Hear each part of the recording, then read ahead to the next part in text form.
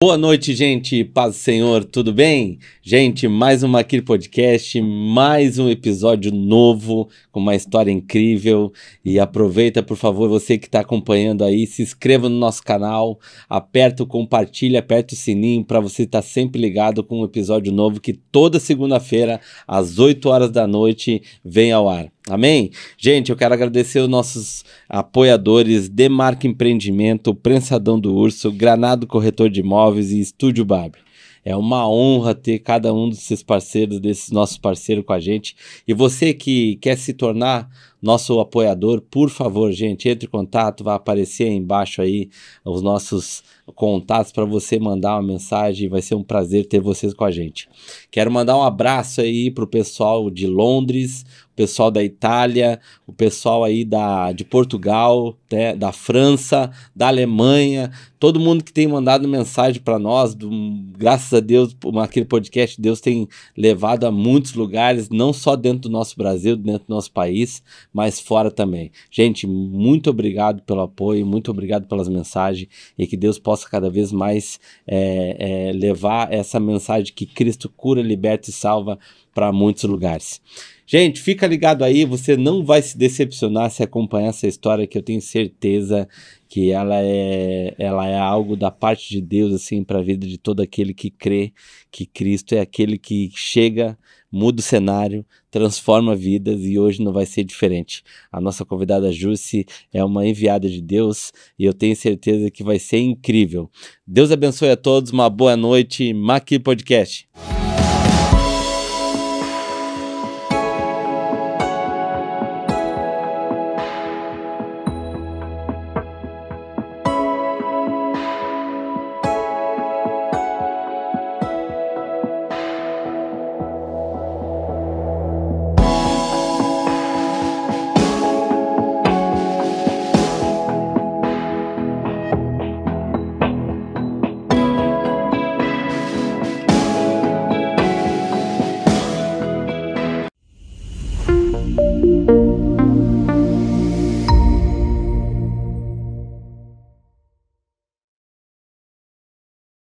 Jussi, minha amiga, minha mana, tudo bem? Paz do Senhor. Tudo bem. Uma honra ter você aqui com a gente. Seja muito bem-vinda no Maquir Podcast. Demorou para vir, mas chegou o momento certo. Deus abençoe. É verdade, é um prazer para mim estar aqui. Para mim é um privilégio, né? Amém. Uma honra mesmo. Eu vejo que o Senhor faz as coisas no tempo certo. Amém. Eu acredito que chegou o tempo de abrir o meu coração. Uau. E que as pessoas consigam ver de perto o que o Senhor fez na minha vida. Amém. Glória a Deus. Diz uma coisa, Ana, pra gente começar. Natural da onde? Eu sou natural do estado do Tocantins. Caramba. Cheguei aqui em Santa Catarina em 2011. Uau. E lá no estado do Tocantins eu sou uma filha de adoção. Amém. Né? E por ser uma filha de adoção, automaticamente a gente entende que eu já recebi essa rejeição lá no início, né? Sim. Os meus pais biológicos, eles, por não ter estrutura emocional, estrutura financeira, para me criar, os meus pais de criação decidiram, né? Com 6 meses, eu tinha 6 meses de vida. Os meus pais decidiram me pegar, os meus pais de criação decidiram me pegar para cuidar de mim, para que eu sobrevivesse. Vizinhos contam, familiares contam que quando eu tinha 6 meses, eu cabia na palma de uma mão. Uau. E eu não era prematura, só que eu nasci com pouca nutrição, né? E os médicos, eles não deram expectativa de vida para mim. Aham. Então, se juntou ali a minha mãe de criação com a cunhada dela, né? Que é minha tia, e decidiu me pegar para ajudar, para auxiliar ali. Porque o que acontece? Eu sou filha de 6 irmãos, eu sou filha biológica da mais nova. E o irmão mais velho me pegou para criar. Quem me pegou para criar foi o meu tio. Uau. Então, eu sou filha Entendi. de criação do meu tio mais velho. Entendi. Tá, mas isso dentro do contexto lá da família por causa do quê? Estrutura familiar mesmo? Estrutura familiar. Ela não tinha, eu acredito assim, porque quando a gente caminha nesse decorrer da vida, hoje, conhecendo Jesus, hoje eu já entendo o motivo pelo qual eles precisaram me resgatar ali. Eu vejo como um resgate do Senhor. Entendi. Né? Toda essa... a rejeição, o abandono. Sim. E esse resgate dessa família, eu acredito que existia um propósito de Deus para eu estar aqui hoje. Claro. Contando essa história. E me diz uma coisa, Mana, dentro desse contexto, assim, que a gente já começou, mas já começou já a 1000 graus já, porque tem contato ainda com a família? Como é que é? Já conta a história aí, então, conta a história pra gente entender isso aí legal. Então, os meus pais biológicos, eles já faleceram. Uau. E os meus pais de criação também. Nossa. Então, eu enfrentei aí... na verdade, contando assim todo o contexto de avós, tios, primo da família, eu enfrentei 10 lutos, né? Uau. E o último luto que eu enfrentei, eu estava na presença do Senhor. E os 9 anteriores, eu não estava na presença do Senhor. Então, foi um tempo muito difícil para mim. Entendi. Mas o que eu tenho para contar deles, né? Eu vejo assim que foi muito importante para mim esse resgate do meu pai de criação, porque o nosso relacionamento de pai e filha e de filho e pai era um relacionamento que hoje é comparado com o relacionamento que eu tenho com o Abba Pai. Uau. Porque quando eu cheguei na presença de Deus, eu tive tanta facilidade de acessar o coração do Pai, porque eu acredito que o Senhor colocou esse pai na minha vida, né, para me amar com tanta intensidade, tanto zelo, amor, cuidado, para que eu não me perdesse, né, e para que eu pudesse me encontrar. Porque diante de tanto processo que eu vivi, que processos são esses, Pastor Diogo? Processo de rejeição. Muito processo de rejeição. Imagine, você nasce e você não fica no seu lar. E assim, a sua alma já entende que você não pertence àquele lugar, que alguém te entregou, né? Alguém não quis ficar com você. Então, eu chego num lar que já existia pai, mãe, filhos, né? Já existia irmão, uma família estruturada. E eu entrei naquele lugar me sentindo rejeitada. Embora eu tivesse 6 meses de idade, a criança, ela sente. Hoje eu entendo na minha vida adulta o quanto eu senti esses processos na minha vida, né?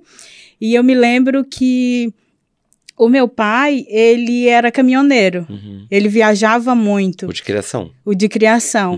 E minha mãe, ela ficava em casa, era do lar. E a minha mãe sempre foi daquele partido, eu vou pegar, vou ajudar, mas depois eu vou devolver, né? Entendi. Ela pegou com a intenção de cuidar, porque os meus pais não tinham estrutura emocional e nem financeira, então ela junto com a minha tia me pegou para cuidar de mim, né? Até que eu pudesse... pegar mais um pouquinho de saúde, né? Porque eu era muito debilitada. Os vizinhos falam que a minha mãe de criação, ela me jogava dentro de uma rede, não cuidava de mim. E as pessoas costumavam dizer que era como se ela não quisesse aquela criança, né? E a gente entende que as pessoas só dão pra gente aquilo que ela tem, né? Então, tudo que ela tinha para me dar era aquilo ali.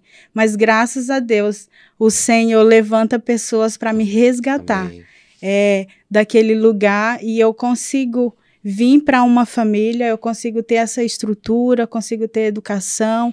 Hoje, eu sou grata a Deus, né? Deus. Mas, antes de chegar no lugar de gratidão, eu vivia como uma pessoa perdida.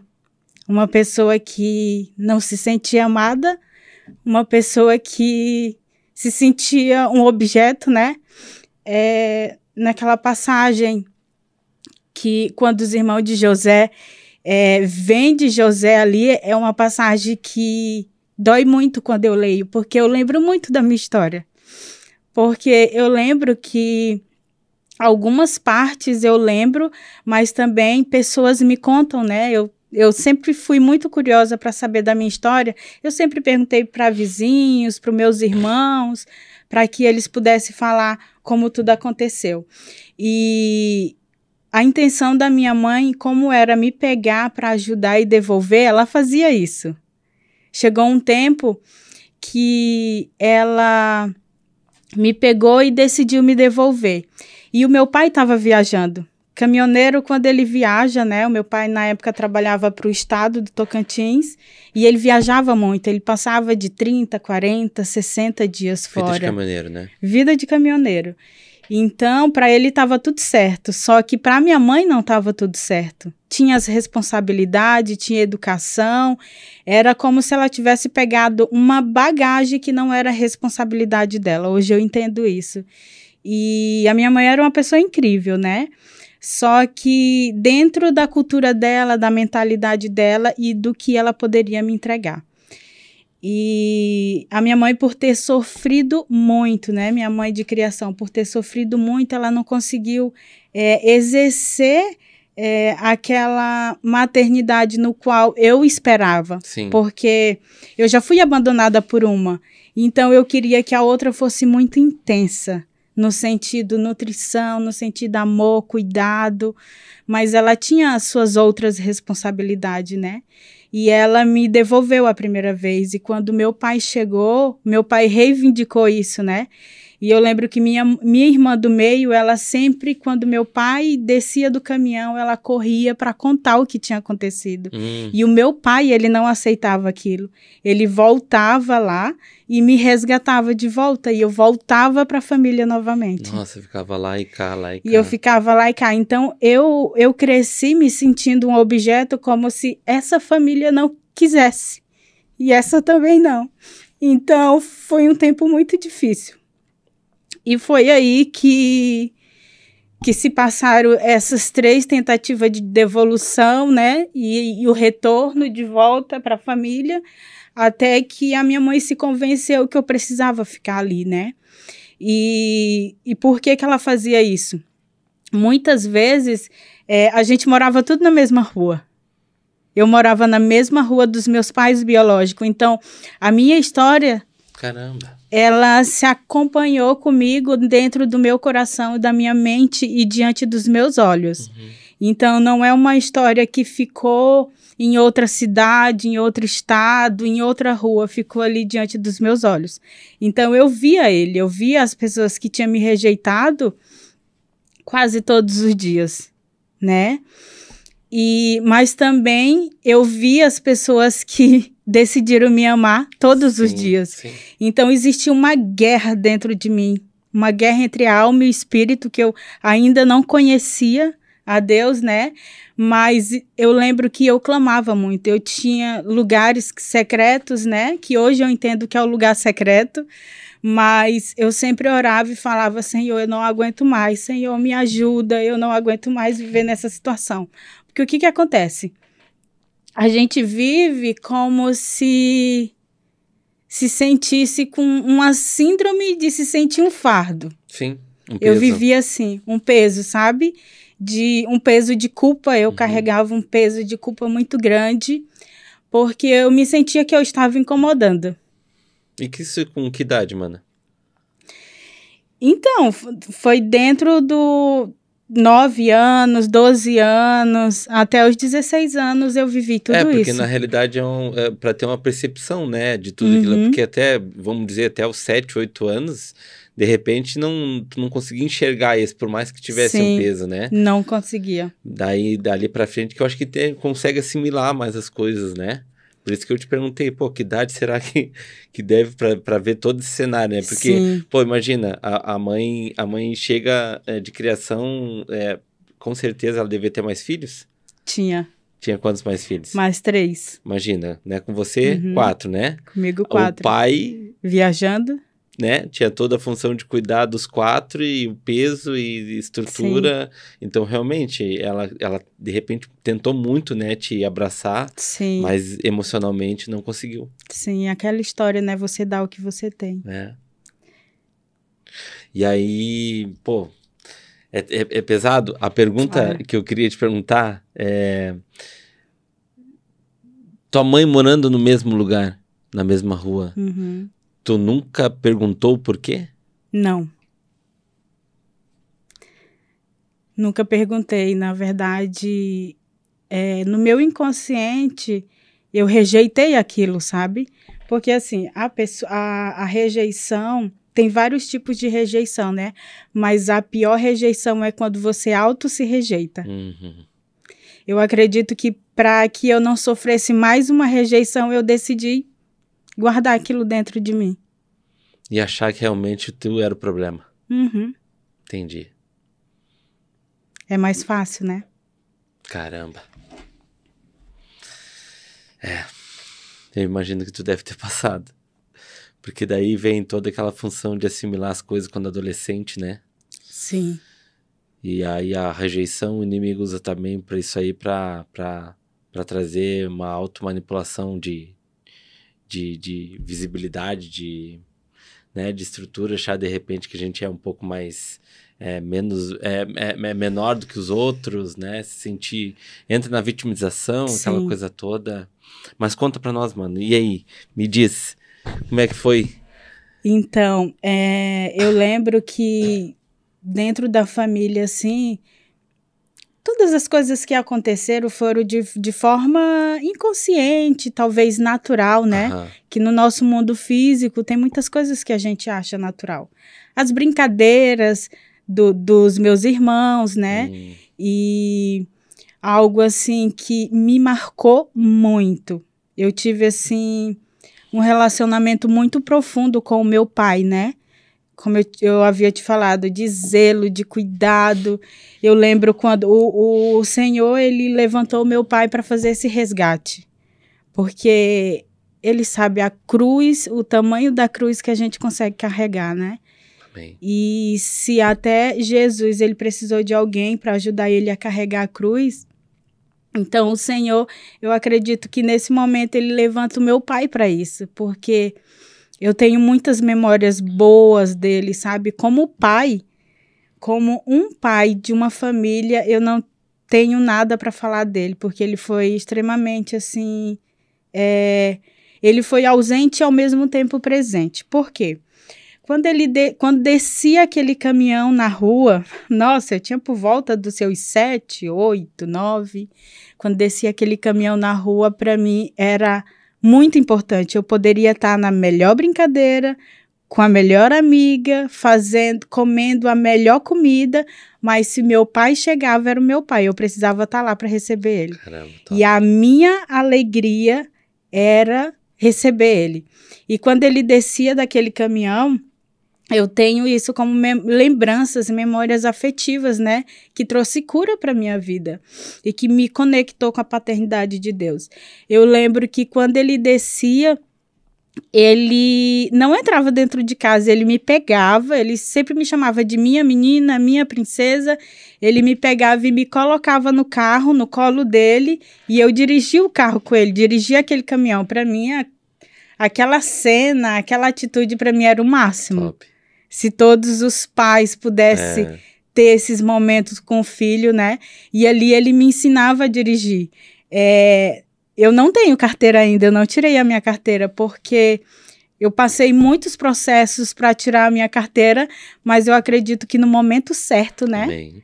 Isso vai acontecer.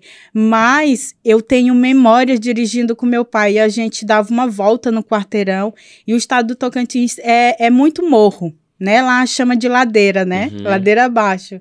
E a gente dava aquela volta ali, eu me sentia amada, segura, né? Acolhida.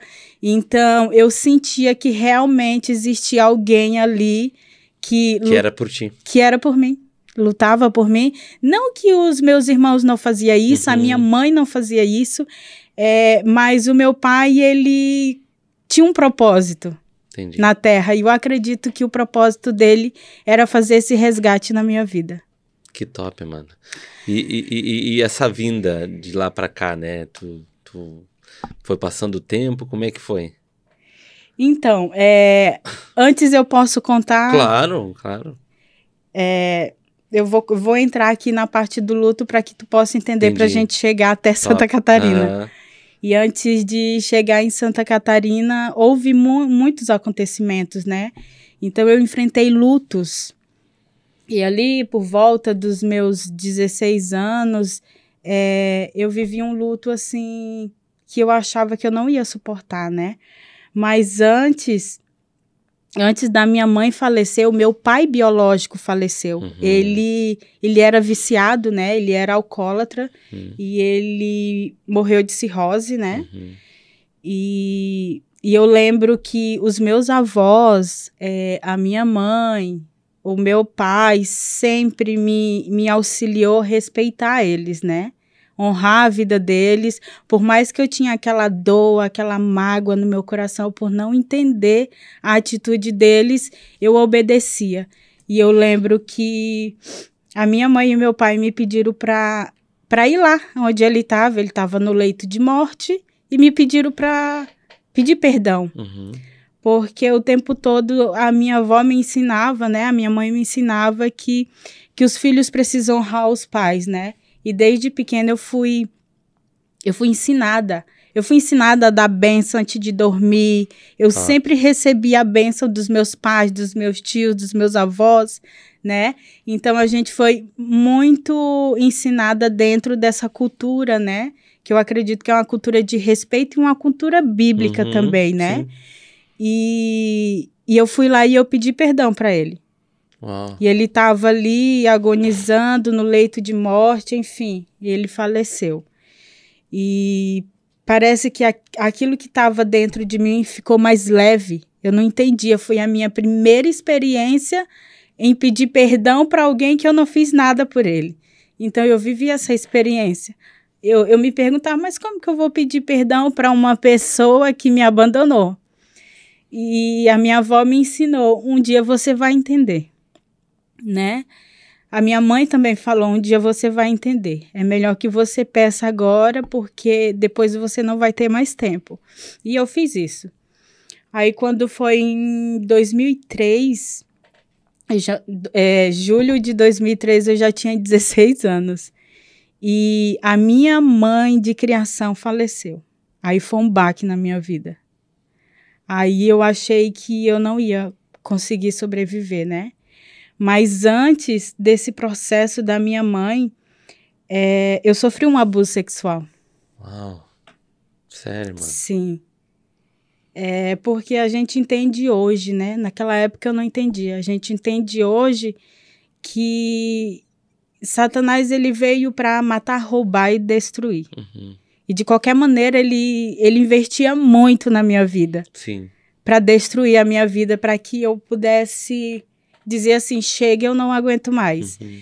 Então, eu sofri esse abuso. Hoje eu falo mais tranquila, mas foi um tempo, assim, um processo muito difícil. A minha família nunca soube, né? Acredito que vai saber a partir daqui. Nossa, sério? E... Meu Deus. É difícil, sabe? É umas coisas assim que é complicado. A gente sabe que o diabo, ele é sujo, cara. Ele é sujo. Pá. E eu achei assim, a minha mãe, quando ela faleceu, ela não sabia que tudo isso tinha acontecido comigo. Porque quando a gente passa por essa situação, o que Satanás faz na nossa mente é dizer, você é culpada. Aham. A culpa é sua. Então, eu vivi a vida me sentindo culpada. Culpada como se eu tivesse gerado aquela situação, como que se eu tivesse preparado aquilo para aquilo acontecer. Então, eu comecei a ter nojo, sabe? Nojo de homens, eu comecei a não confiar mais em pessoas, eu não sentia mais vontade de casar, eu sentia vontade de ter filhos, eu sempre tive vontade de ser mãe, mas eu nunca senti vontade de casar. Eu já senti vontade de ser uma mãe de criação, sabe? De adotar um filho, de ter uma criança, mas não ter um esposo. Por quê? Porque eu sentia nojo daquilo que aconteceu. Embora, né, o meu pai, ele tenha estado ali comigo, estado comigo ali em tantos momentos da minha vida, só que nesse exato momento, no meu inconsciente eu culpava ele por não estar ali para me proteger. Então, o fato do pai sair de casa, a gente se sente desprotegido. E foi nesse intervalo que a mãe de criação faleceu? E eu tinha 9 anos, né? Quando tudo isso aconteceu. Ah, entendi. E eu vivi um sofrimento muito grande dos 9 aos 12, né? Em relação a isso. E foi aí que eu comecei a despertar para a sexualidade, né? Nossa. A querer namorar. Imagina, 9 anos. Só que eu não queria assumir ninguém, né? Eu até arrumava namorado, mas eu não queria que ele chegasse muito perto da minha família. Eu não queria que as pessoas soubessem que eu estava namorando. Eu sinto, né? E eu discerni isso hoje, no meu relacionamento com Jesus, que eu me vingava dessa situação. Uau. Né? Eu chegava até um certo ponto com a pessoa, mas quando ele queria acessar o meu coração, eu fechava. Então, o meu coração foi muito fechado ali. Então, eu vivia muitas coisas em oculto, né?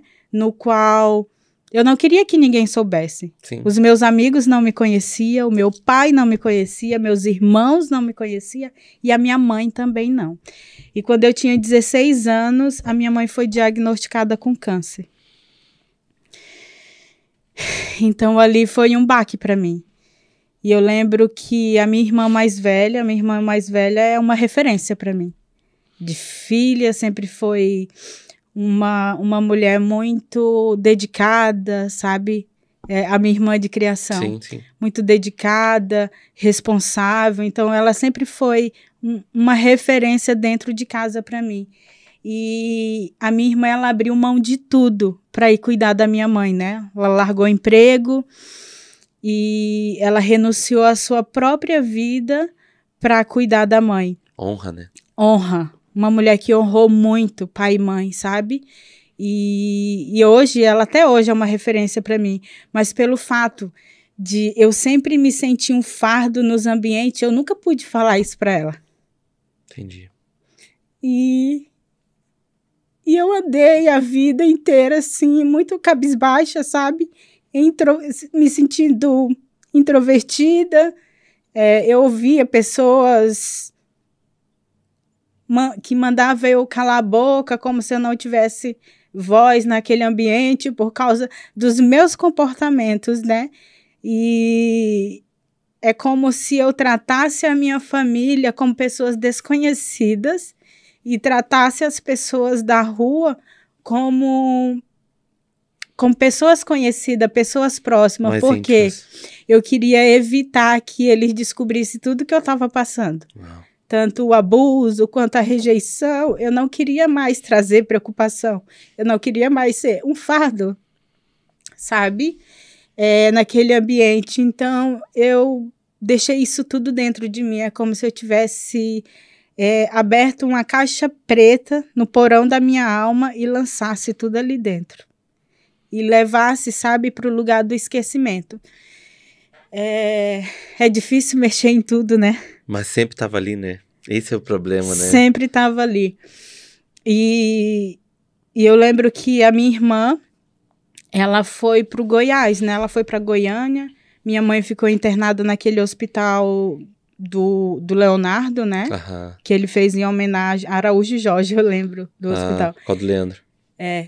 Que ele fez homenagem ao irmão e minha mãe ficou ali, foi muito bem cuidada, muito bem tratada. E minha mãe de criação, ela sempre foi bem gordinha, sabe? Uhum. Ela tinha o tom da minha pele, a cor do meu cabelo.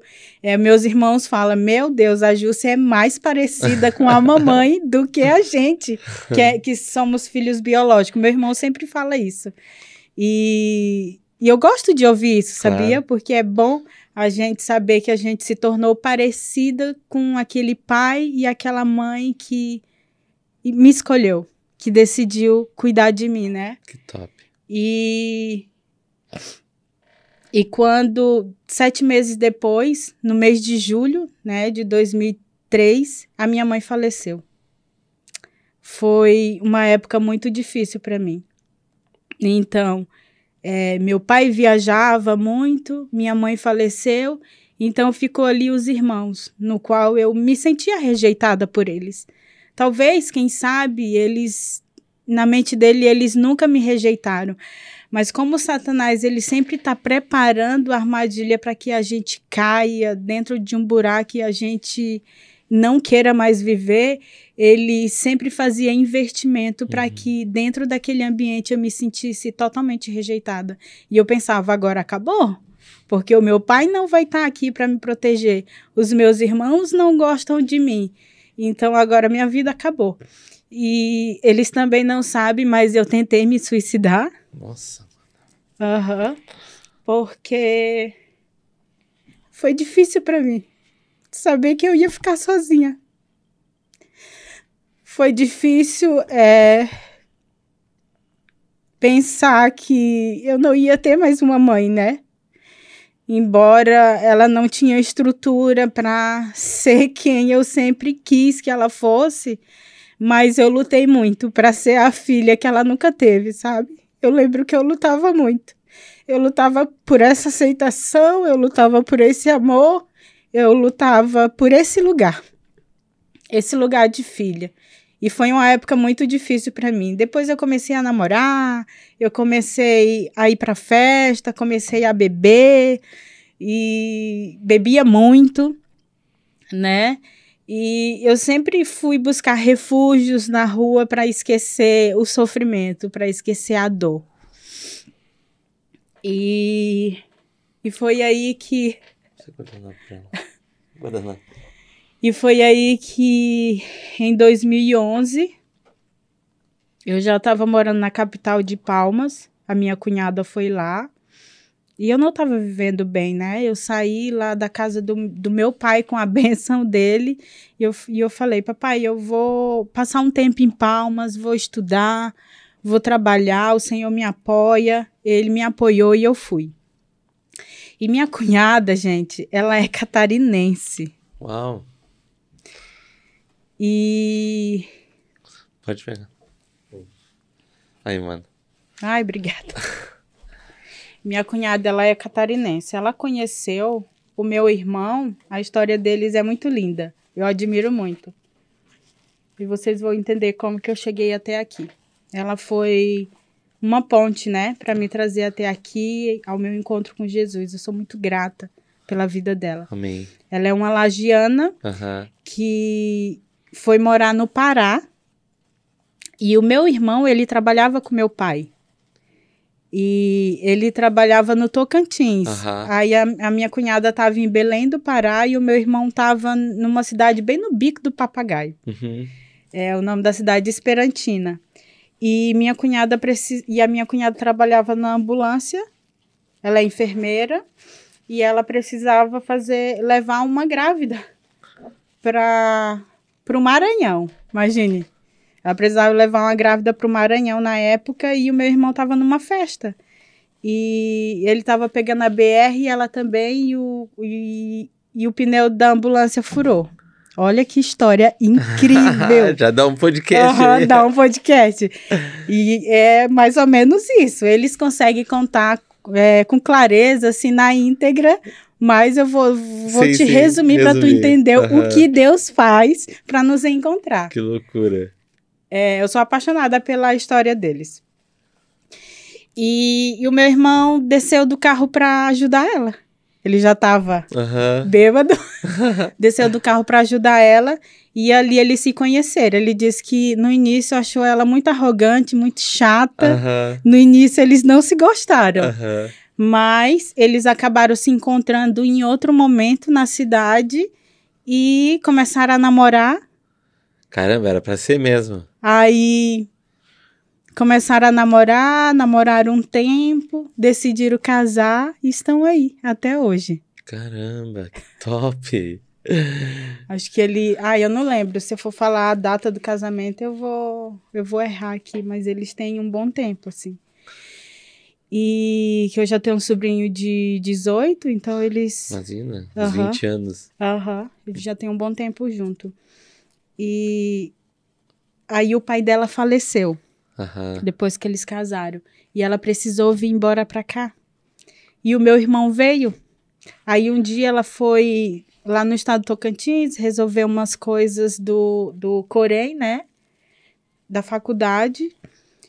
E ela acabou indo lá na minha casa, ela viu que eu não estava feliz, não estava bem, a condição como eu estava vivendo, eu não queria voltar, sabe, para Tocantinópolis, a minha cidade, e não queria retroceder. A minha cunhada falou, tu quer ver? Ela chegou aqui, conversou com meu irmão, eles já estavam, acredito que 4, 6 meses já aqui, e ela me convidou. Tu quer vir morar, tu quer vir conhecer, ou tu quer vir morar em Balneário Camboriú, eles moram no Estaleiro, né? E eu disse sim, do nada, assim. Tá, do nada eu vou pra Santa Catarina. Então tá, sim.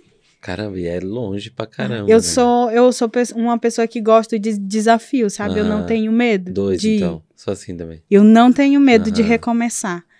Então, se Deus falar assim, eu quero que tu venda tudo, tu pegue uma mochila e venha aqui, pra Ásia. Eu sou assim também. Eu sou assim, eu tenho muito temor. Eu tenho, sim, ainda mais se eu sentir a certeza que Deus tá falando. Eu vou. Porque foi assim a nossa vinda de Pelotas pra cá. Sim, eu sou essa pessoa. Todo mundo chamava a gente de louco, vocês não pagam aluguel, vocês têm casa própria, aquela coisa toda, e assim, eu só sei que eu tenho que ir.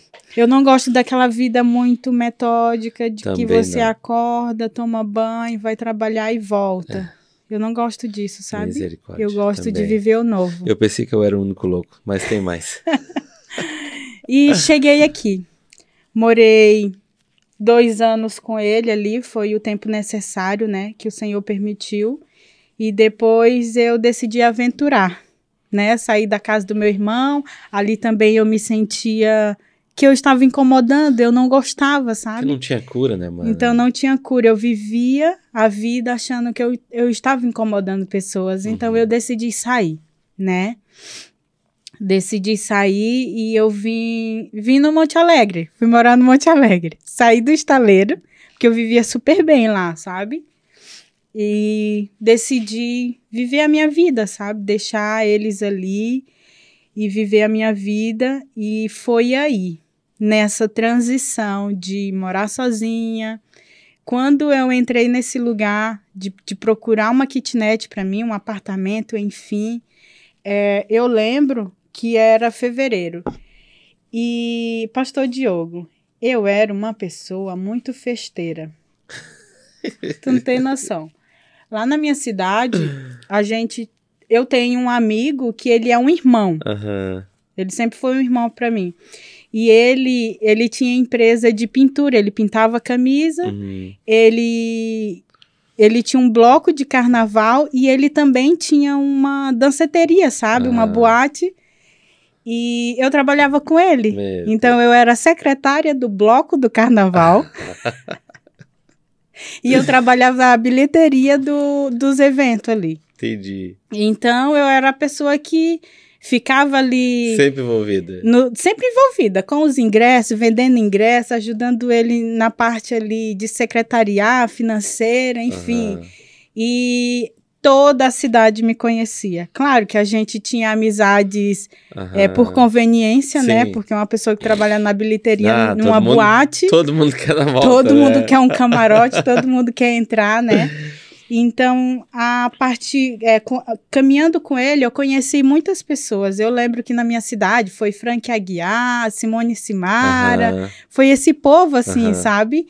E eu lembro quando eu cheguei aqui, as pessoas ainda continuavam me ligando. Eu lembro que eu cheguei aqui, eu já estava na igreja, e uma amiga me ligou e falou assim, amiga, no aniversário da cidade, a Simone Simaria vai estar ali, por favor, conversa com o Mazinho, nome dele, para ele deixar eu entrar no camarote. Aí lá vai eu. Por favor, libera aí para Camila o camarote e tal. Então, a minha vida era assim, era uma vida de balada, era uma vida de trabalhar na noite. E eu trabalhava muito, eu me entreguei muito assim para a bebida e para o trabalho. Eu não era uma pessoa muito que saía para namorar, sabe? Entendi. Mas quando eu namorava, eu sempre saía do relacionamento antes, porque eu rejeitava para não ser rejeitada. Entendi. Então eu não perdia muito tempo com isso, né? Então eu investia a vida mesmo trabalhando e bebendo. E quando eu cheguei aqui, eu lembro, eu falei do carnaval para tu entender. Quando eu fui morar sozinha, que eu pensei, meu Deus, eu tô aqui no fim do mundo, Santa Catarina. Tô aqui num bairro chamado Monte Alegre. Tava em Balneário, agora tô em Camboriú. E vou passar o carnaval sozinha. O que vai ser de mim? Olha o que eu pensei. O que vai ser de mim? Pastor Diogo, foi aquele dia. Foi fevereiro de 2014. Eu nunca vou esquecer. Foi o meu primeiro altar secreto. E minha primeira experiência com Deus foi dentro do meu quarto. Uau. Eu estava ali, como eu não conhecia ninguém, me sentindo perdida ali, não tinha para onde ir. Eu não tinha amigos, né? Então era eu e aquele quarto. Era eu e a minha vida, a minha situação e os próximos passos, né?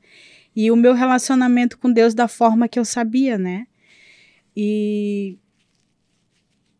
foi aí que, passando no YouTube ali, eu tava ouvindo algumas coisas ali mundanas e depois, sabe quando passa? E eu me deparo com um testemunho de uma mulher, de uma pastora, Bianca Toledo. Não sei se tu conhece. Claro. Aqui ficou um templo aberto e coisa. Isso, meu Deus. Tu não tem noção o que eu vivi com o testemunho daquela mulher.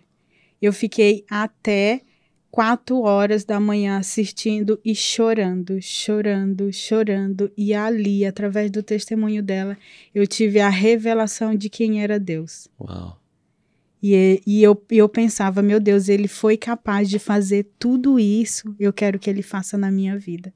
Eu quero conhecer essa paternidade, porque assim, eu era católica, eu já conheci uma igreja, eu não queria conhecer mais outra igreja, eu não queria conhecer a igreja evangélica, a igreja católica, enfim.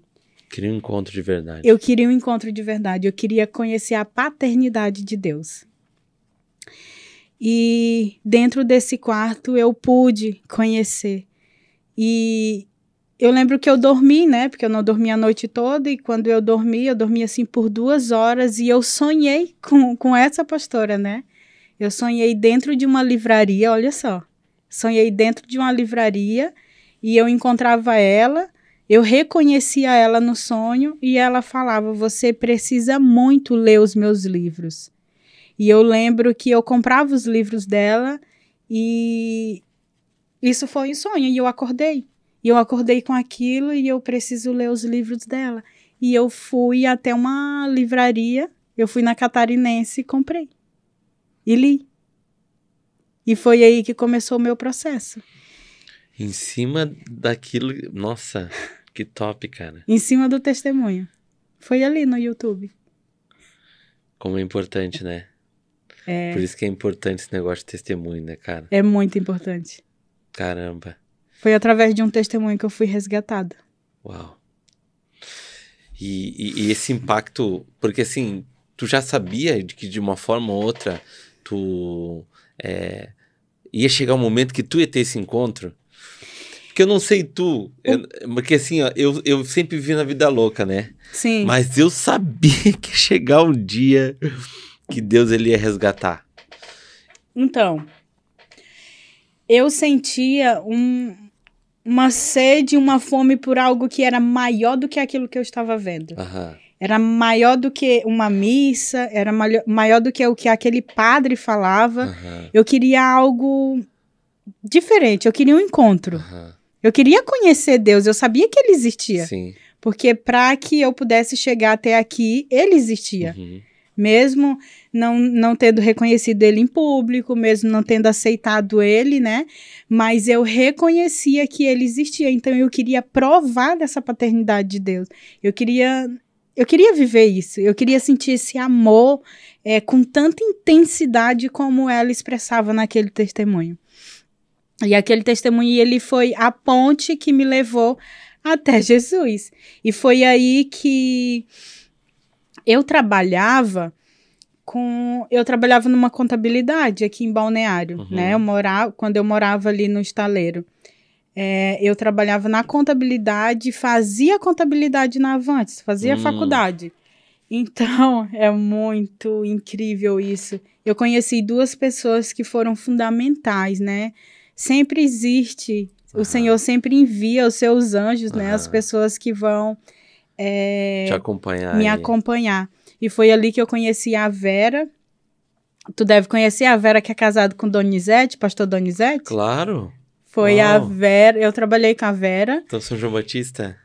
Eles estão hoje cuidando da igreja lá? Nossa, a Vera foi uma pessoa muito importante para mim.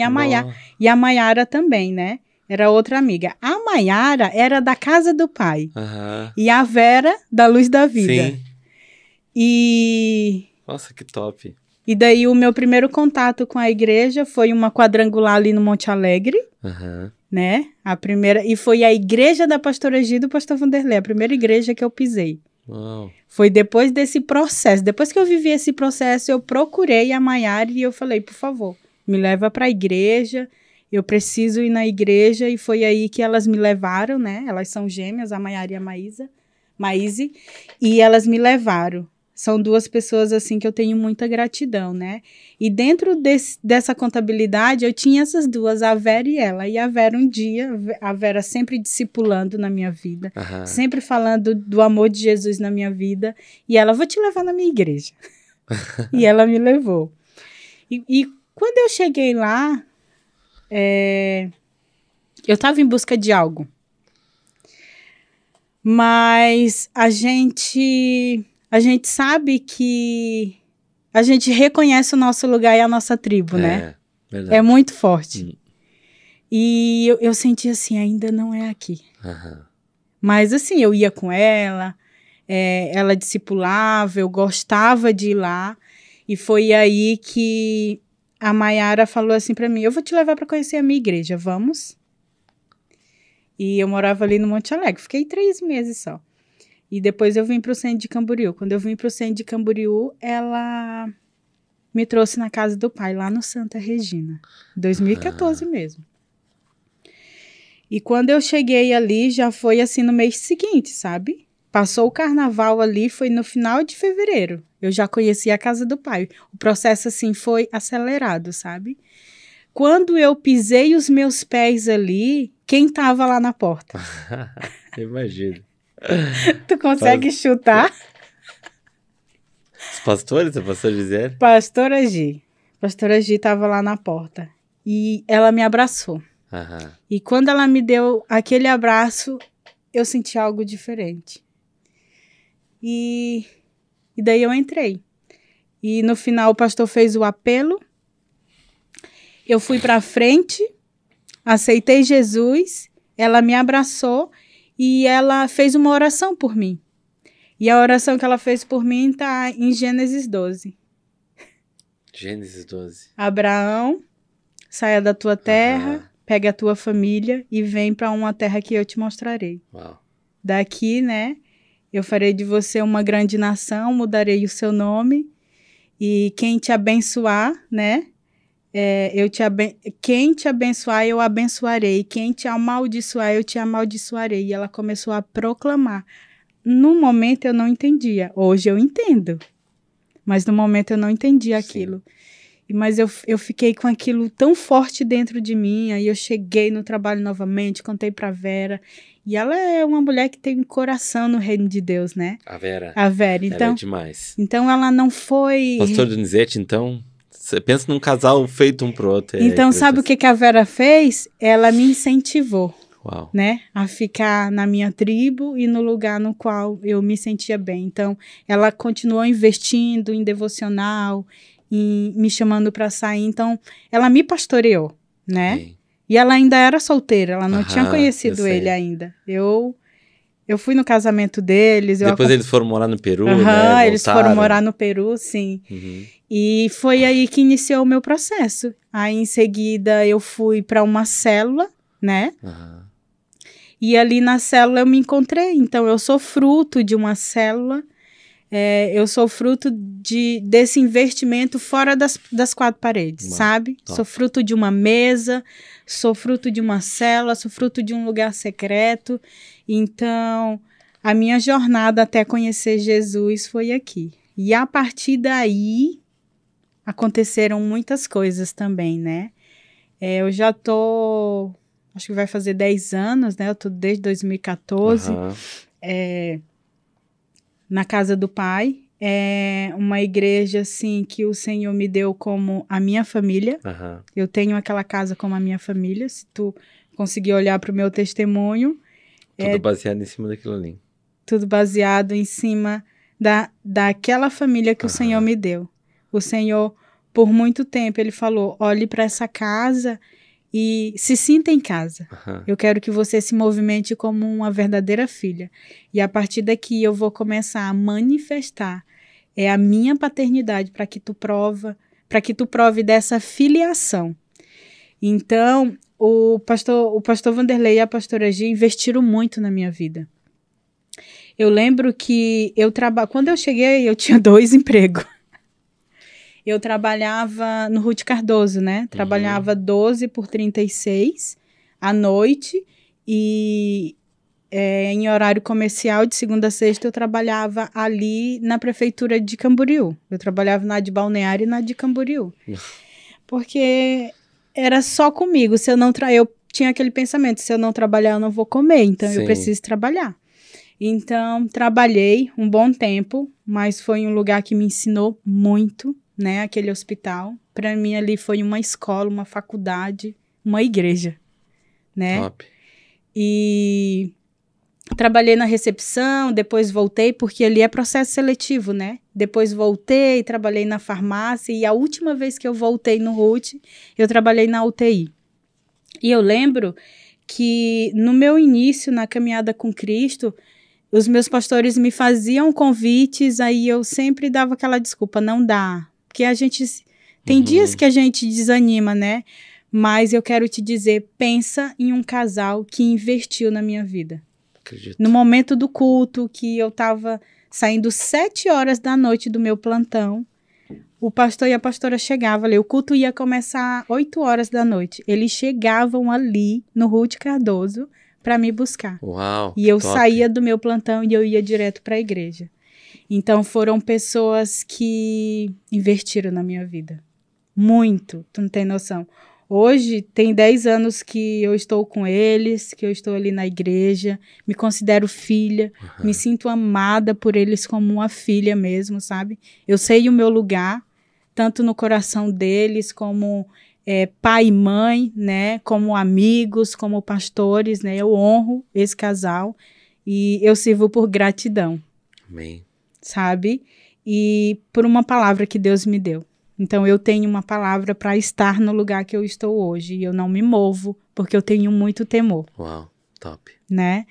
E foram muitas investidas, assim, de Satanás para que eu saísse daquela casa paterna, daquela casa materna, porque... O pastor conhece, né? É uma casa acolhedora, né? Eles manifestam esses dois lados, né? Tanto Sim, a paternidade como a maternidade. Exatamente. E ali eu vivi muitas histórias lindas com eles, né? No meu processo aqui em Santa Catarina, teve um momento que foi bem difícil, assim, um pouquinho antes da pandemia. Eu passei por um processo muito difícil, ao ponto de dizer, chega, eu não aguento mais. Eu vou arrumar minhas coisas e vou voltar para o Tocantins, porque lá eu não vou pagar aluguel, vou morar com meu pai, lá eu vou recomeçar e eu vou. E daí eu mandei uma mensagem para a pastora e para o pastor, porque eu queria que eles fossem os primeiros a saber dessa minha decisão. E foi muito engraçado que o pastor, ele falou assim, não, minha filha, geralmente o pastor não se move assim, sabe? Mas foi tão forte o impacto para ele, porque Deus já havia falado ao meu respeito para ele. Deus já tinha dado uma direção para ele. Eu lembro que era em 2017 que eu tomei essa decisão. E ele tinha um plano para mim como pastor em 2018. E ele teve que antecipar para que eu pudesse entender que eu não podia ir. E eu lembro que financeiramente a minha vida... estava muito difícil e eu não ia ficar ali para as coisas virar uma bola de neve. Então, eu decidi partir, né? E ele gravou, assim, uns podcasts para mim pelo WhatsApp. Foram, assim, eu acredito que 8 para 9 áudios. E ele ministrou ali no meu coração, né? Falou da vontade de Deus, dos propósitos de Deus sobre a minha vida. Eu ouvia e chorava, assim, com muito temor. Eu chorava. E do nada, assim, ele falou assim, para que tu não fique com esse medo, com essa insegurança, eu quero te ajudar financeiramente. Deus está pedindo para que eu faça isso. Então, o pastor, ele falou para mim, eu vou pagar o teu aluguel até tu entender o que o Senhor quer contigo. Mas você me paga do jeito que você puder, porque eu estava trabalhando, né? E, gente, foi incrível. Por que eu tô contando isso? É uma coisa muito íntima. Sim. Muito íntima mesmo. E eu lembro que todos os meses eu ia lá e dava um valor para ele, né? E no último dia da última parcela, ele me devolveu o valor. Não sei se ele vai lembrar disso, mas aquilo marcou muito a minha vida. Ele me devolveu o valor da última parcela e ele falou assim, esse valor é oferta minha na tua vida, eu só queria que tu chegasse até aqui. Uau, que top. Eu só queria que tu entendesse o amor de Deus pela tua vida, os propósitos de Deus pela tua vida, entender que você tem um chamado em Santa Catarina.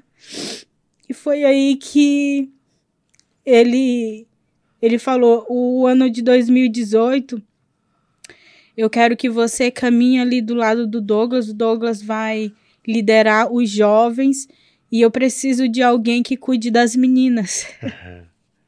Nossa, eu entrei em crise, porque eu andava com mulheres. Uma pessoa que se sente órfã, rejeitada, ela sempre quer ficar perto de pessoas mais velhas, né? Ela nunca se acha apta a cuidar de pessoas. E ali ele me enviou. E eu lembro que a pastora Gi falava, meu Deus, eu tinha planos com a Jussi no Ministério de Mulheres. Aí o pastor falava, Gi, um dia tu vai entender. E eu passei assim um ano de muito choro, sabe? Muita dor.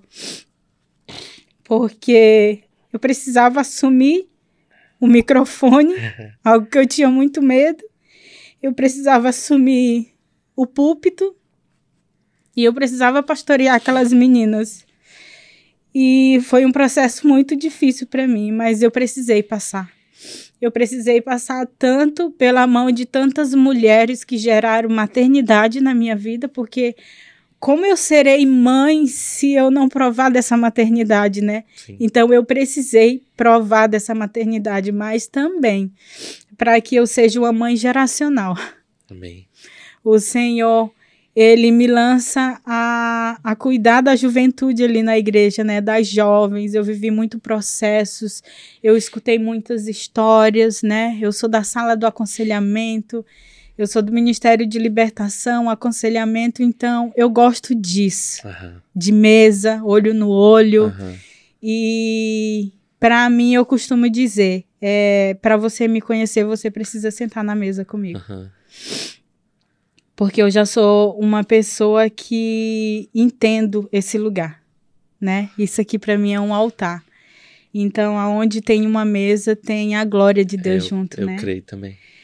E eu passei um processo de choro, passei um processo de rejeição, porque o primeiro impacto no coração deles, eles não tinham culpa disso, mas o primeiro impacto foi, quem é ela? Ela mal chegou, ela já está assumindo uma liderança, até os jovens me rejeitavam, então eu vivi essa rejeição com os jovens, e foi muito difícil, eu não queria aquele lugar.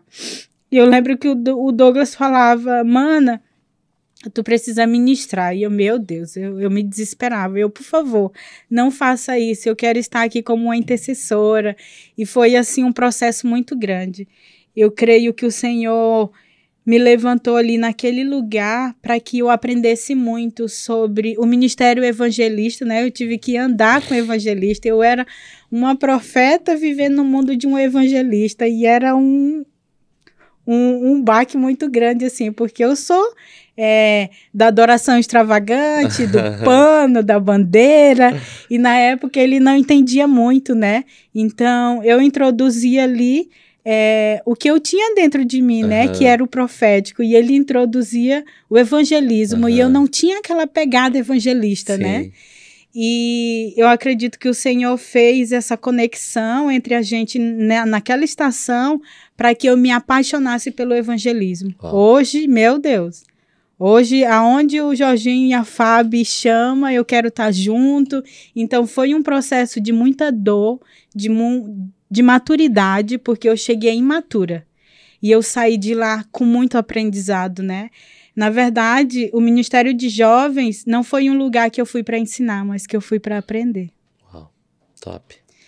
E até hoje, né, eu tenho conexão com as meninas, até hoje eu converso com elas, elas me respeitam e eu admiro e eu vejo muitas voando hoje, né, e foi gratificante viver esse tempo.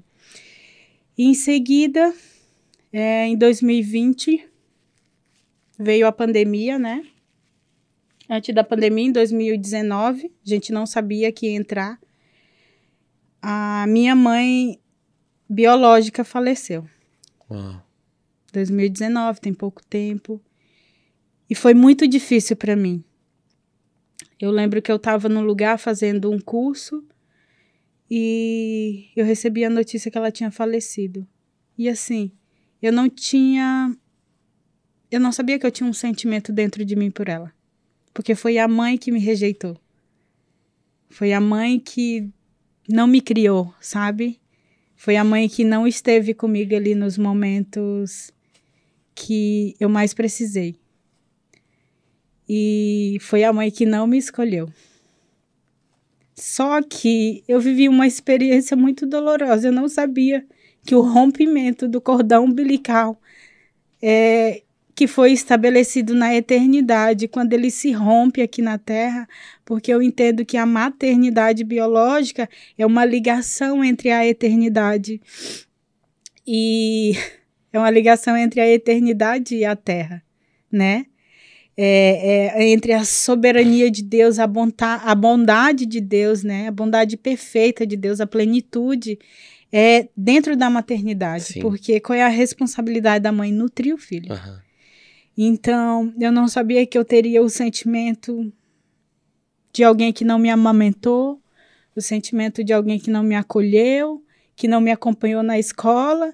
Então, eu vivi aquela dor que José viveu quando ele, em Gênesis capítulo 50, quando ele, no versículo 1, quando ele se deita no caixão do pai.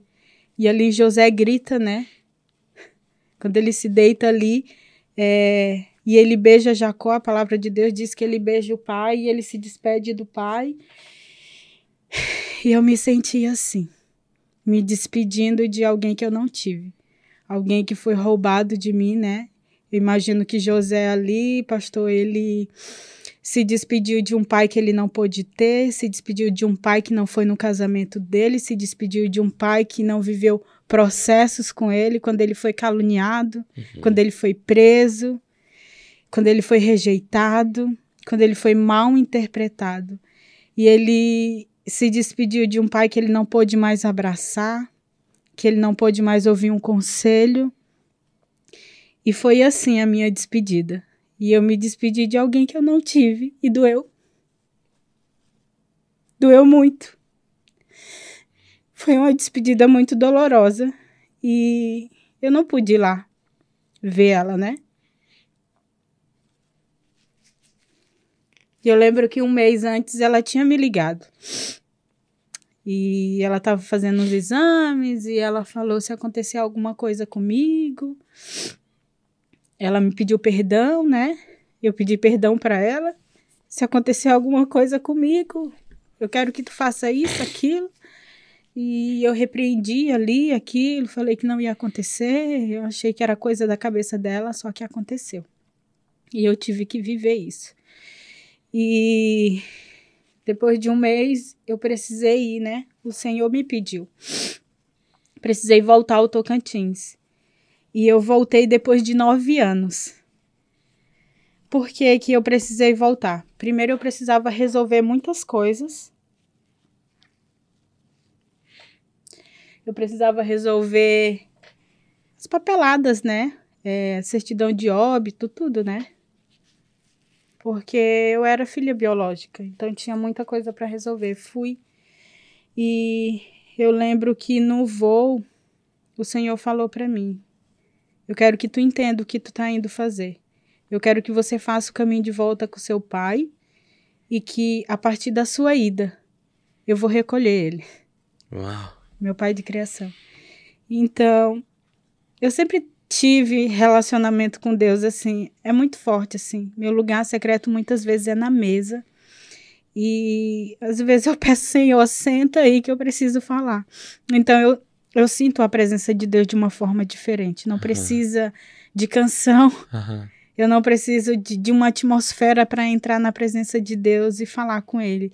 Eu me sinto muito perto do coração de Deus, sabe? Amém. E eu creio assim que o Senhor, Ele gosta que sejamos sinceros na nossa oração. Verdade. Então, Ele quer conversar comigo, assim como eu estou conversando contigo. Então, Pai, eu chamo Ele de papai no secreto, né? E onde eu parei? Você estava no voo. Eu estava no voo e o Senhor me falou isso, que ia recolher ele. Eu não falei para ninguém, ninguém sabia. Não falei para os meus pastores, não falei para ninguém. E fui. E muitas coisas aconteceram. Quando eu cheguei, logo em seguida a minha irmã do meio iria chegar, minha irmã de criação.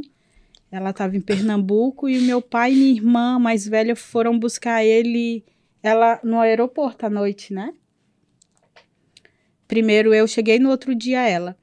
E eu aproveitei a oportunidade que não tinha ninguém e eu pisei ali como uma profeta, uma mulher de Deus. Porque como eu saí, como as pessoas me conheciam? Aquela que saía muito, que festava muito e que bebia muito, né? Só que o Senhor disse, depois de 9 anos, né? 9 aponta para o renascimento, né? Para o nascimento. E depois de 9 anos, eu pisei ali, mas eu pisei como uma embaixadora do reino de Deus. Amém. Né? Como uma cooperadora do Evangelho de Cristo. Trazendo a luz. Trazendo a luz. Então, entrei na casa do meu pai, fui de quarto em quarto, andei por tudo e comecei a fazer uma intercessão territorial.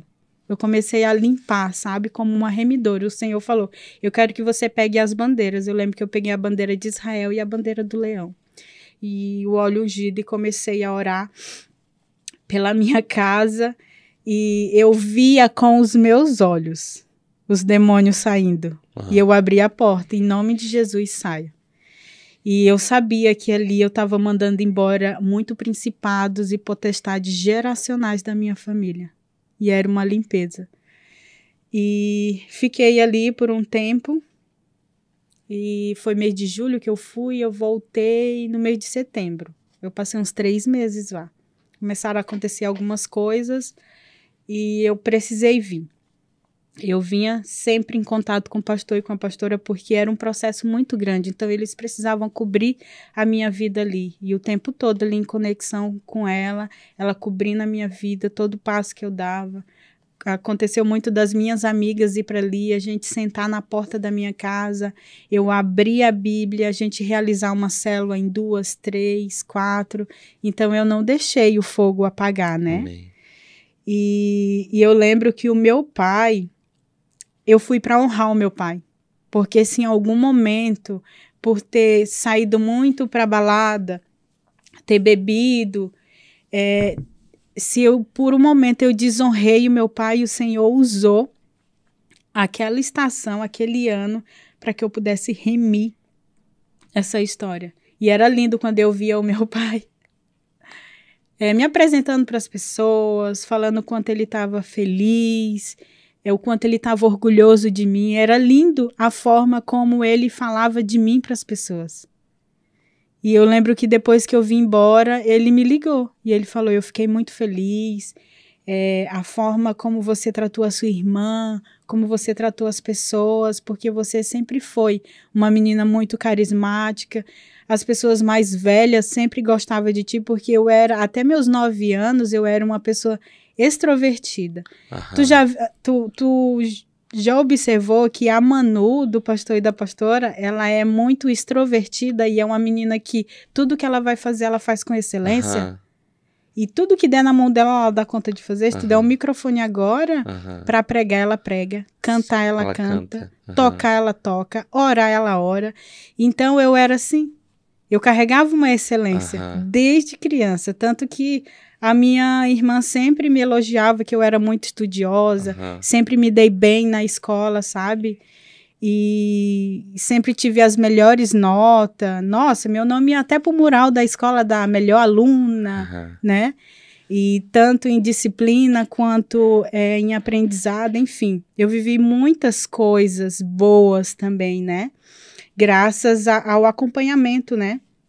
Da minha irmã mais velha, né? Quando minha mãe não tinha estrutura, a minha irmã mais velha era minha mãe. Então, até hoje, ela é uma referência para mim, né? Sempre foi. E daí, voltando ali, eu volto para cá. E quando foi em 2020, no mês de julho também, o meu pai faleceu. Covid, bem na pandemia. Ele faleceu. Eu quero te dizer assim que eu achei que eu não ia sobreviver. O meu pai, tu sabe quem foi o meu pai, né? E aquela referência de proteção. Eu já não ia mais ter. Eu lembro que eu estava em casa sozinha. Eu morava no lado da família. Eu estava em casa sozinha e a minha irmã do nada, né? Ela foi muito, a minha irmã do meio. Foi muito assim. Só escreveu no grupo, o papai faleceu. Quando eu vi aquela mensagem, eu fiquei com o celular assim e ele ficou parado. Eu fiquei parada por horas olhando aquela mensagem. Foi uma notícia, foi um baque assim. Ela deu aquela notícia, ela estava no hospital com ele e falou. E eu, meu Deus, aí na hora eu ouvi uma voz dizendo assim para mim, abre o YouTube, novamente o YouTube, abre o YouTube e põe a canção de Jó. Uau.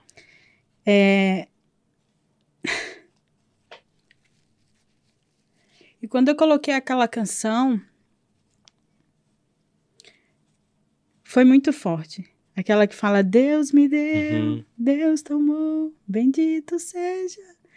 Meu Deus, eu comecei a ouvir aquela canção por horas. Como pode ainda adorar? E eu ouvi aquela canção, aí eu comecei a chorar, porque eu saí do estado de choque, aí eu comecei a chorar ali. E quando eu vi, eu estava falando em línguas. E o que eu entendi, o que eu vivi ali naquele secreto, o próprio Espírito Santo, Consolador, ele veio pessoalmente me consolar. Então eu tive, nesse momento de dor, de esmagamento, de prensa, de luto, de cinzas, o Consolador, ele veio, porque eu estava sozinha. Eu lembro que eu mandei mensagem para o pastor, para a pastora, para intercessão, e naquele dia todo mundo estava dormindo, ninguém estava acordado. Uau. As pessoas foram ver no outro dia só. Então, ninguém podia ir lá em casa me socorrer, né? Imagina, eu sozinha. E foi aí que eu comecei a falar em línguas e foi muito forte a presença de Deus naquele lugar. E eu comecei a gritar e eu entrei naquele nível assim de entrar no coração de Deus mesmo, sabe? E eu vou ficar aqui porque senão eu não vou suportar. Então, o Espírito Santo ali me consolando e eu falando em línguas e eu entendi o que estava acontecendo comigo. Naquele momento eu entendia. E você passar por um luto com entendimento é muito forte, porque os demais que eu passei, eu estava no mundo. Então, eu busquei uma fuga para preencher a dor do luto. Só que ali não. Ali eu precisava encarar. Tu precisava viver. O luto, ele é a única dor na vida que você precisa viver. Se você deixar internalizar ele, você sofre consequência mais tarde.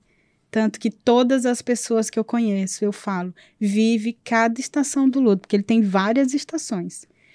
Vive porque é necessário. Porque eu tive a experiência de não viver, a experiência de quase viver e a experiência de precisar, no luto do meu pai, viver os anteriores. Tudo de uma vez só. Então, eu achei que aquilo ia me consumir, sabe? E eu falava para Deus, como que vai ser? Porque quando acontecia qualquer coisa comigo, eu ligava para ele. E ele me ligava todos os dias. E o meu pai sempre tinha uma preocupação comigo, sabe? Parece que era diferente, assim. Não que eu era a filha preferida, não. Eu sinto, assim, que ele tinha essa responsabilidade, sabe? De, quem sabe, me levar no altar, quem sabe me ver bem, para que eu não pudesse passar necessidade. E ele lutou muito, né? Então, ele se fez muito presente, mesmo de longe.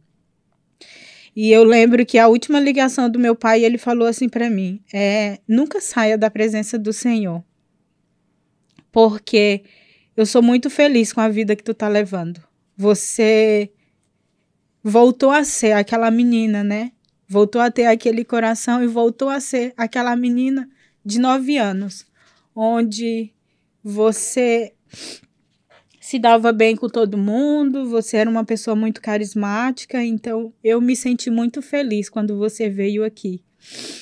E se eu puder te pedir uma coisa, é isso. Meu pai me pediu para nunca abandonar Jesus. Uau. E Ele viu a transformação. ele viu. E foi aí que eu comecei o processo do luto. Foi difícil. Eu lembro que eu não queria sair daquele quarto. Eu não queria encarar a casa do pai, porque quem eu era na casa do pai? Eu era a líder, eu era a intercessora, a conselheira e aquela pessoa que sempre tinha algo para entregar. Não podia mostrar fraqueza. E não queria chorar na frente das pessoas. E eu quero te dizer que até no luto as pessoas pediam ajuda, até quando eu estava no luto. Porque eu acho que pela correria do dia a dia as pessoas nem param para pensar o que o outro está vivendo, né? Uhum. Por isso que eu sou muito empática com pastores, sabe? Eu sempre estou intercedendo, sempre estou orando, cuidando, servindo. Por quê, pastor? Porque eu sei que não é fácil a vida deles, né? Não é fácil a vida de quem pastoreia uma igreja. E sempre que eu puder orar com imposição de mão, eu oro, mandar um áudio com oração, eu oro, porque não é fácil.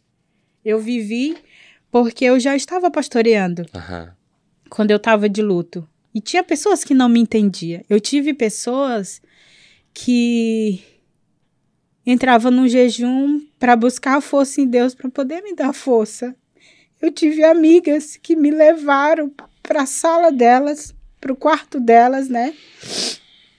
São amigas que eu honro muito, né? Que a Sheila e a Pamela, eu honro muito. Porque eu lembro que no meu processo, elas jejuavam para que eu pudesse sobreviver. Uau. E elas sopravam na minha narina, sabe? Nas minhas narinas o fôlego de vida. Porque eu precisei dessas amigas. É muito bom. Eu era uma pessoa que eu era introvertida e não queria saber de amizades. E o Senhor levanta 2 mulheres para não ser amigas, mas ser irmãs no momento que você mais precisa, né? E foi muito importante, né? Aqueles dias, foi muito importante aquele tapete. Eu valorizo muito um tapete de intercessão. Eu valorizo muito esse lugar onde ninguém tá vendo. Acontece muita coisa que ninguém sabe. Mas ali elas foram como Arão e Hur. Elas sustentaram os meus braços quando eu não conseguia mais, sabe? E cuidaram de mim, não me deixaram desistir. eu lembro que elas colocaram uma canção, que é a canção que a pastora Gi orou por mim lá no início, que é a canção da Rebeca Carvalho, né? Que fala, Abraão, sai da tua terra, da tua parentela.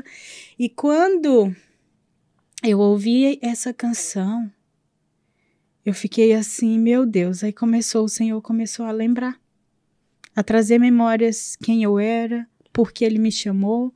É como se o memorial, a minha arca, estivesse sendo construída ali. Porque a arca para nós hoje ela é um memorial da bondade de Deus, do sim de Deus, né? E o meu memorial começou a ser levantado ali, eu comecei a me lembrar de tudo que o Senhor já fez na minha vida.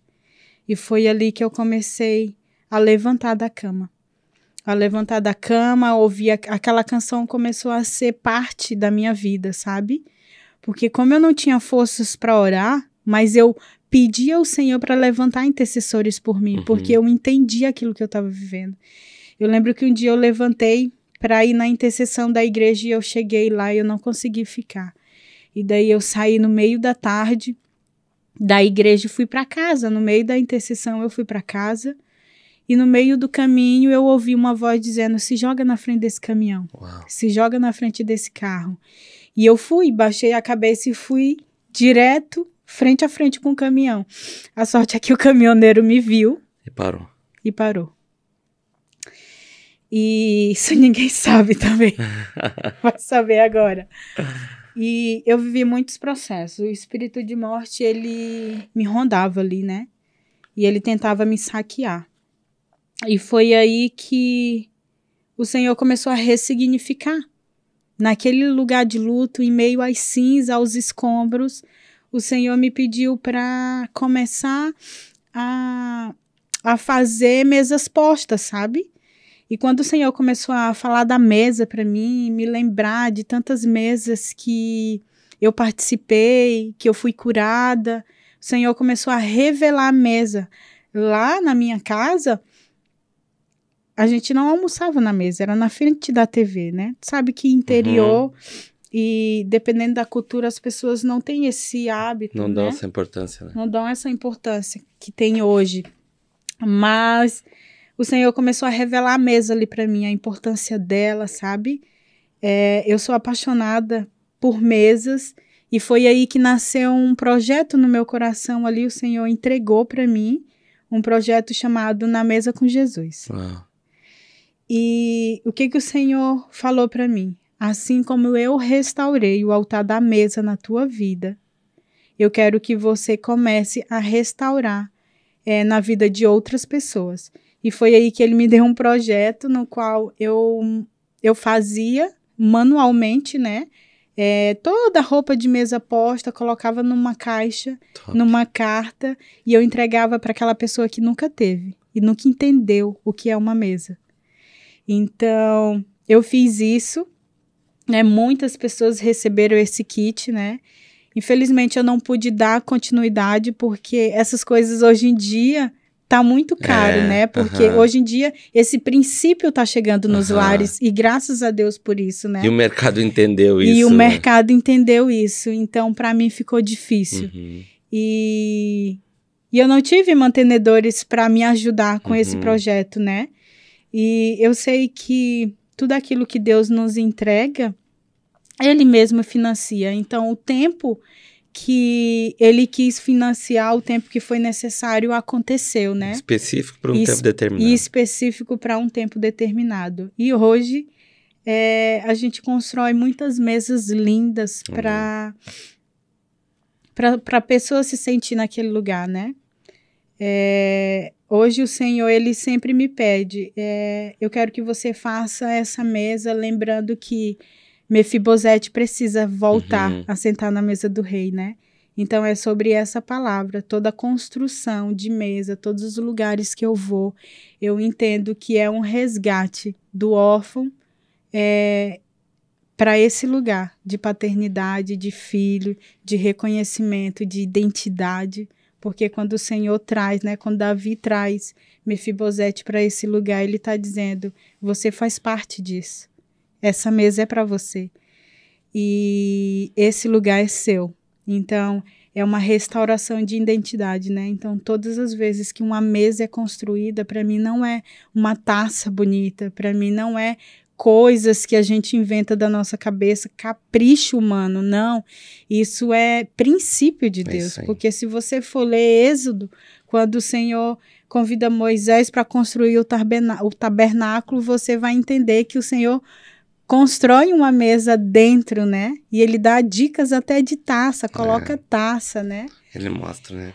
Mostra até o tipo de material. Então, esse é o resgate. E é da história que saiu o podcast. O podcast. Porque, na realidade, quando Deus deu esse nome pra gente, ele falou exatamente. Casa de Maqui, né? Quem esteve de um jeito, passou por uma restauração e voltou para a mesa do rei. Uau. Então foi por isso que Deus colocou esse nome. Muitas pessoas acham que eu sou Maquir, me chamam de Pastor Maquir. No início eu achava também. Pastor Maquir, não é, gente. É algo que Deus entregou dentro de um projeto de testemunhos, né? Uhum. De pessoas que eram alguém de uma forma, né? Sem Cristo, Sim. encontraram Cristo e voltaram novamente para a mesa do rei. Sim. Entendeu? Aí, então, para finalizar, pastor, tem tempo ainda? Tem. Pode falar. Para finalizar, o Senhor, ele é especialista, né, em recomeços. E o ano passado o Senhor me deu uma mentoria. Aham. O nome da mentoria é Recalculando a Rota. Aham. Porque se tu olhar para toda a minha história, o tempo todo, o Senhor recalculou a minha rota para que eu pudesse chegar até aqui. E eu lembro que eu estava na minha casa, vai fazer 1 ano agora. Eu completo... Meu aniversário é dia 26 de maio agora. E sempre no dia 26 de maio é minha comemoração para o próximo ano. Eu comemoro a virada do ano no dia do meu aniversário. Entendi. Esse ciclo, ele muda para mim nesse dia. E eu lembro que no dia 27 já era um novo ano. Novos projetos, nova história, nova palavra. Então... Eu estava na minha casa, é normal o Senhor falar com mulheres assim, na minha casa, fazendo faxina, arrumando tudo, quando o Senhor falou assim para mim, cadê a mentoria que você construiu, preparou o material e não publicou?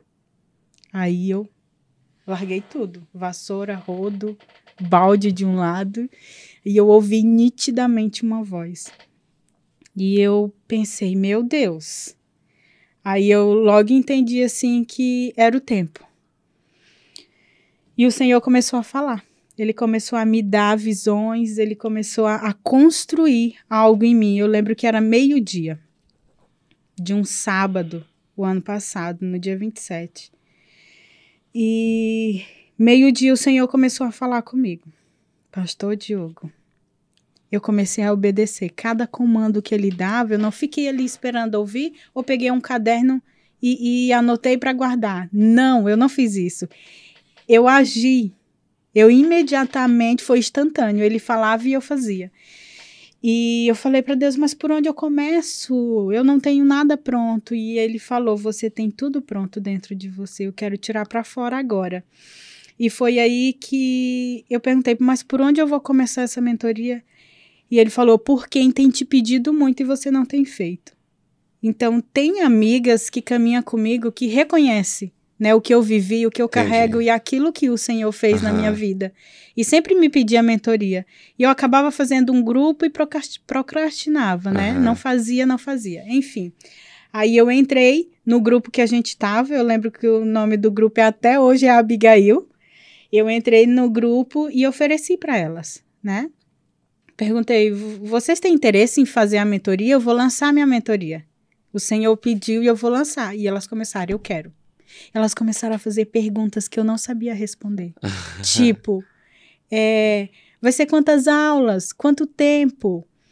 O que a gente vai estudar? Qual horário? E sabe o que eu fazia?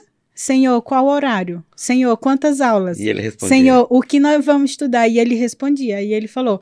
liga o teu notebook. E eu liguei. Aí eu comecei a desenhar.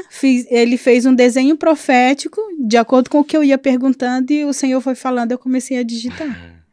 E eu vi um 4x4. E eu, meu Deus, 4. E a pastora Gi prega muito sobre porque 4 representa porta, oportunidade, mudança de ambiente. E aí ficou aquele 4x4. Aí eu não entendi aquele 4x4. Depois o Senhor falou assim para mim, lembra quando você passou os piores dias da sua vida? Pastor, eu vivi uma fase naquele ano de 2023. Teve uma estação que eu vivi assim, imagine, a gente madura, conhecedora do evangelho. Existem umas crises existenciais que vêm que a gente pensa assim, meu Deus, de onde está vindo isso? Achei que eu tinha vencido isso. E foi uma fase que deu tudo errado. Eu recebi muito não. Era a fase do... Sabe a fase do não? Todo mundo tem a fase do não. E eu recebia muito não, muito não, muito não. E eu, meu Deus, eu não vou aguentar. É não de Deus, é não de figuras de autoridade, não de amizade, não de tudo. Sabe? Profissão, tudo. E eu, meu Deus, me sentindo rejeitada, me sentindo inútil, vulnerável, a pior pessoa do mundo. E o Senhor falou assim para mim, filha, eu preciso que você entenda que você já venceu esse lugar. E eu quero fazer uma cura em você profunda, mas para isso eu preciso que você estude a vida de apóstolo Paulo. Eu preciso que você estude por onde ele passou, todas as prisões que ele passou, o que ele passou lá dentro. E foi aí que o Senhor me deu Atos 16. Essa palavra é muito forte. A palavra de Atos 16 fala que o apóstolo Paulo estava planejando com Silas para ir para a Ásia. Então estava todo no cronograma evangelístico dele para ir para a Ásia. E quando o apóstolo Paulo está preparando para partir, ele tem uma visão, né? E ele tem uma visão de um anjo que representa o Espírito Santo de Deus que diz não para ele, né? E o Senhor fala não. Imagine, se você for pensar assim, meu Deus, o apóstolo Paulo, ele estava fazendo algo de Deus, cumprindo uma missão do Senhor, e o Senhor fala não para ele. Ele estava fazendo tudo certo, não estava fazendo nada de errado. E quando eu vi aquele não, a cura começou. Aí eu... Se Paulo recebeu não... Se Paulo recebeu não, por que a Jusce não recebe não? O que eu tenho de melhor que apóstolo Paulo não tem, né? E, meu Deus, aí, quando você vai no próximo versículo, você descobre que Deus fala mais outro não. Porque a gente sempre tenta indagar com Deus, né? Fazer o nosso jeitinho. Negociar, dar uma força. Dar uma forcinha para Deus. E é não novamente. Então, o Senhor não queria que Paulo fosse para a Ásia, mas o Senhor tinha a Macedônia para ele. E quando Paulo, rapidamente ele obedece. Deus gosta de filhos obedientes. Eu acredito que a linguagem de amor de Deus é a obediência. É isso. Quando um filho obedece, é a palavra de João 15, né? Permaneça em mim, que eu permanecerei em você. Me dê tudo que me pede tudo o que quiseres que eu te darei, né? João 15, 7. Então, vendo essa palavra e trazendo para essa história, a gente descobre que os não são importantes. E os não são para um propósito bem maior do que a gente possa ver. Porque o que acontece? O Senhor envia ele para Filipe, uma cidade do nada, onde ele conhece uma mulher, nasce uma célula, a casa dessa mulher é batizada, através do que ele libera ali, a mente da mulher é aberta, e nasce a igreja de Filipenses. Aí o Senhor, agora eu quero que você estude toda a igreja de Filipenses. O que Paulo ensina? Um homem acorrentado, preso, sendo maltratado, manda uma carta para uma igreja dizendo, alegre-se. Uau. Então, eu não tinha mais argumento para viver na rejeição, no abandono, na síndrome de ser um fardo, do vitimismo, no luto, na autocomiseração, no vitimismo. Eu precisava dizer para a igreja de Cristo aqui na Terra, porque a minha missão é dizer para a igreja de Cristo: alegre-se, ainda que você esteja sendo caluniado, acorrentado. Caminha mais uma milha, né? E eu finalizo trazendo para vocês a palavra que o Senhor me entregou. Ele falou assim para mim: filho, eu quero que tu entenda que todas as coisas que aconteceram contigo foi para benefício do Evangelho de Cristo. E essa palavra está em Filipenses, por isso que eu deixei aberta em Filipenses. Eu falei na minha versão, na versão como Deus trouxe a revelação para mim, mas está em Filipenses capítulo 1, versículo 12. Então, pastor Diogo, tudo, mas tudo, desde o abuso sexual, a rejeição, o abandono, né, a síndrome de ser um fardo, a tentativa de suicídio, o luto, né? Por tudo que eu passei, todas as palavras que eu recebi, as mordaças que eu recebi também, não importa, porque o Senhor ressignificou isso. Uau. O Senhor, eu tenho uma forma dentro do coração de Deus, né? Ele me formou para algo. Ele me enviou da eternidade para fazer algo aqui na Terra. Amém. Então, a palavra de Deus diz que precisamos ser como estrela, precisamos brilhar no meio da escuridão, né? Amém. Então, que esse testemunho, ele possa edificar vidas, que ele possa resgatar pessoas, e que as pessoas possam entender, né, que tudo, mas tudo que aconteceu comigo e que aconteceu com você, Amém. é para que a gente seja cooperador do Evangelho de Cristo, sabendo que somos embaixadores, né, somos cidadãos do céu. Amém. Né? Então não pertencemos a essa terra, somos peregrinos aqui. Então precisamos caminhar como filhos de Deus nessa terra. E é isso. Meu Deus do céu. Nossa, que top, mano. É incrível como, ouvindo toda essa história, né? Como cada situação, cada obstáculo que apareceu na tua vida foi para te tornar uma mulher forte, né? Deus, ele precisava para fazer e usar a tua vida para estabelecer algumas coisas aqui, sim, que nem você falou, né? Em relação a trabalho do reino, sim, a coisas dentro do específico por um tempo determinado. Sim. Se não tivesse esses obstáculos, e até mesmo, se tu parar para analisar, até mesmo a dor que veio sobre a tua vida foi para te tornar uma mulher mais forte. É verdade. Então, mana, é incrível falar isso, né? Mas a gente não queria ter estado nesse lugar, mas a gente é escolhido, né? É verdade. Se a gente pudesse, a gente faria tudo ao contrário, né? Sim. Ou se a gente pudesse mexer nas estruturas, a gente faria tudo ao contrário.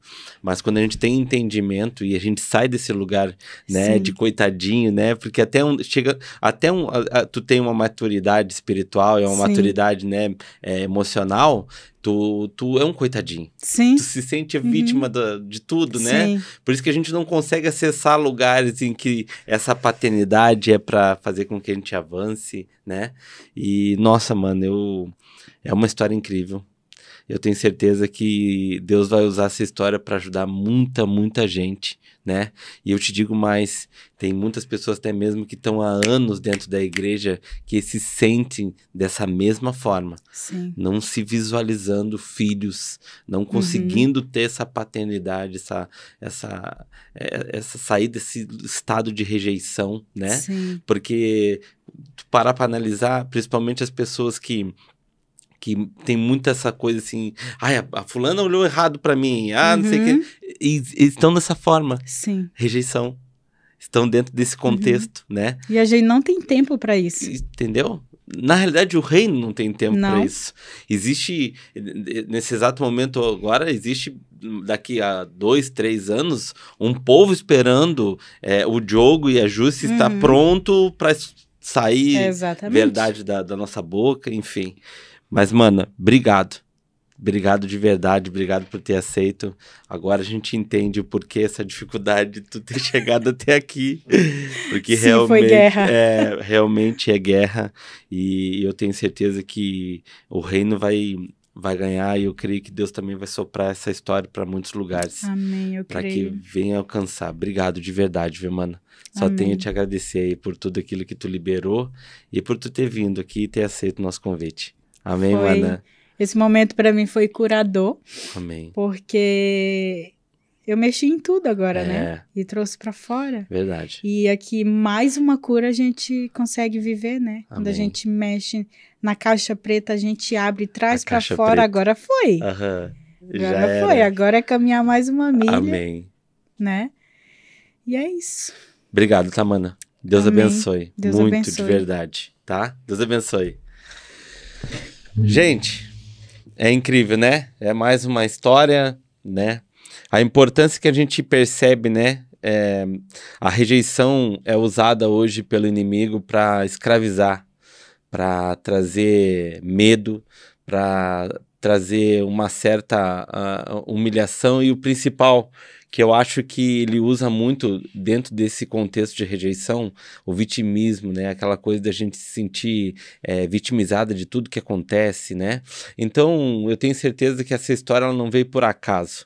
Eu tenho certeza que essa história da Jussi, uma história incrível, ela veio simplesmente para mostrar para você que existe hoje muitas pessoas com esse problema, né? Que foram rejeitadas, que foram, de repente, não foram amadas do jeito que teria que ter sido pelos pais, pelas mães.